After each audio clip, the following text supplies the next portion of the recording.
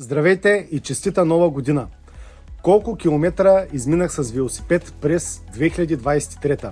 През 2023 изминах малко по-малко от 2100 км, като това са около 200-250 км по-малко от 22. Като се има предвид, че имам цели 2 месеца без колоездене, единият е април месец, през който имах различни проблеми с велосипеда, за което съм планирал да правя друго отделно видео напред в бъдещето. Другият такъв месец беше ноември, който в началото беше благоприятен за колоездене, но тъй като аз в началото нямах възможност, а след това времето рязко се влоши, не можах да карам. Имаме един изключително слаб януари. За сметка на това пък имам цели 2 месеца, единия от които направих рекордните за мен почти 450 км, това беше август месец, и втория такъв беше топлия октомври, в който си щупих рекорда от август и минах 500 км. Както виждате, почти половината от километрите, които съм изминал за годината, съм ги навъртял в рамките на 2 месеца. Останалите месеци бяха сравнително нормални или слаби за моето колоездене. За разлика от 22 година също имам по-малко на брой пъти, в които съм излизал да карам. Това са около 70 пъти, докато за 22 са малко над 90, т.е. разликата около 20-25%.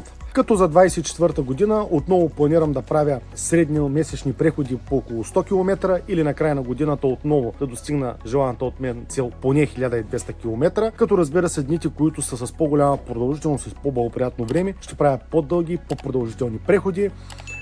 Това е от мен за вас днес. Пожелавам ви една щастлива и успешна нова година. Чао и до нови срещи!